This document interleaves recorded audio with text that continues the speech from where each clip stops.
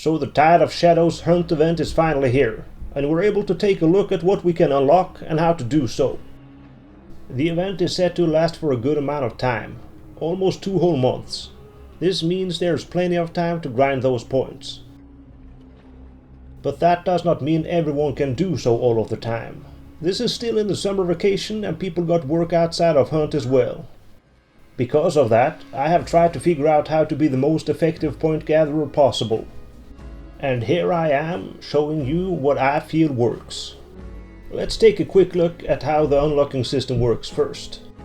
As you can see, you unlock something every level you get in the event. And each of those levels needs 1000 points to unlock. This keeps them going for all the levels. Some of those unlocks give access to the story of the event. Holler at me if you want me to read that stuff for you. But some of the unlocks are not given out unless you have bought the Battle Pass. The Battle Pass unlocks are some of the legendary skins for weapons, hunters and charms. You can take a good look at them in the event tab inside of the game to see if you really want to buy the pass or not. Personally, I have not decided if I want to buy it yet. There are 2 different versions of the Battle Pass you can buy. The normal Battle Pass, which gives you access to the unlocks we talked about, as well as some additional event points you can gather through challenges I will talk about soon. The other version is the Battle Pass bundle. It gives you the same stuff as the normal pass, but also a unique legendary hunter called Cardinal Rain, as well as 10 event levels for free so you can get a head start and grind less to finish it all. So how do we get those points to unlock everything, you say? Well, there are several ways to get points. First of all, you can gather them in-game in all games, both in normal bounty hunt and quick play. You get event points for the following. If you extract with at least 1 bounty, you get 20 points. It doesn't matter what bounty or how many. That includes all the normal bosses and the new Rotjaw boss. You can also become the sole survivor in quick play. This also gives 20 points. At any point when you start banishing a boss, you get 10 points. You get 8 points for looting an enemy corpse, so you get rewarded for getting into fights. Or if you're the opportunities type, you can come in after fights and scavenge the battlefield with the vulture trait. Some of the clues and rifts in both game types are now event related, and will give 6 points for each you finish. Lastly, there are the ship altars spread out through the whole map. So far I have registered there to be at least 1 per compound, but I have found as many as 4 in 1 compound. That might include just right outside of the compound. These altars give 4 points for each you finish engaging with. But you can also shoot them from a distance, but that only gives 2 points and makes them explode. These altars act like clues and will turn red if enemies are nearby.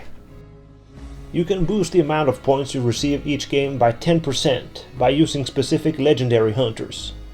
If you go into the details under the event tab, you can see which hunters you can use and what pack they are bound to. You can also get another 10% boost by getting the character trait Signee on your hunter. This costs 6 trait points, and I recommend getting this if you want to speed up the event unlocks. I will also recommend some other traits when we get to the gameplay. Now, there are also a few other ways of getting levels in the event outside of the normal in-game points. These are actually the biggest point boosts you can get, if you really want to focus on leveling fast. First one here is the daily Dark Tribute offering. The first Dark Tribute you do each day gives 150 extra points. This is recommended as it is not capped to anything but a daily tribute. That means you can play a few games and cash it in every day of the event. Now, most of my games give something in between 50 to 130 points, so this bonus can give as much as 3 games worth or more if you're having a bad day. The second and biggest boost you can get is the challenges that reset every week. This can give 6,000 points each week, 7,000 if you have the Battle Pass unlocked. That equals a level each day on the Battle Pass, plus whatever points you can grind in addition. These challenges can be done in a very short amount of time if you're a good player or lucky with the quests. Some of them are really easy and can be done regardless of your skill level. So if you only have a day or 2 to play each week, focus on these and do them all. It will dwarf all other point boosts in comparison, as the biggest boost alone is 1000 points and it can equal a ton of games worth of grinding. so remember to check in on the challenges every time they reset. The third boost is if you have no time to play but plenty of blood bones. It is simply to buy levels directly. Each level costs 200 blood bones and can be bought as many times as you wish to. You can simply just buy all of them by clicking the last unlock and check the price there. Note that the last charm cannot be bought and must actually be unlocked with points. This is a lot of blood bones to use, but for those with plenty of money and little time. Everyone gets a chance to unlock everything. When trying to get the most points in each match, I suggest using the following tips. Use Assignee for all different playstyles, both aggressive and passive tactics. This flat 10% bonus will simply boost whatever you do even more. I personally use the new event trait Instinct under the Primal Pact. When using Dark Sight, you get a warning if hunters are closer than 75 meters. This is perfect from running to compound looking for event clues and altars.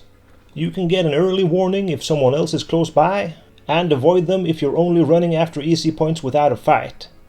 Or get ready to ambush them in return and get even more points from their bodies. If you feel you don't have the time to take it easy and avoid making sounds when chasing those points, I can recommend the Cheat Death Pact.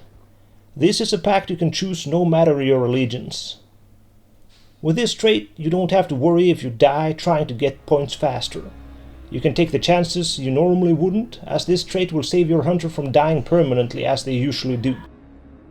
Note that this trait only works once and must be removed and chosen again in-game if used up. Also, it does not help you retain your weapons or your items. I also recommend getting a big stamina shot, as there are things to find all over the map. You are going to run from compound to bosses, following new clues from the Rotjaw boss and altars everywhere. We actually did a few games where we split up as a trio and ran for all the compounds we could get to. This way we got as many altars and event clues as we could, while trying to get the challenges completed while at it. Vulture is also a very good trait in this event, as you can loot battles that you didn't manage to join later on. And you can be sure to get points from all the enemy hunters, even if other teams loot steal them first. Good luck on getting those points, partner, and enjoy the awesome new boss and weather.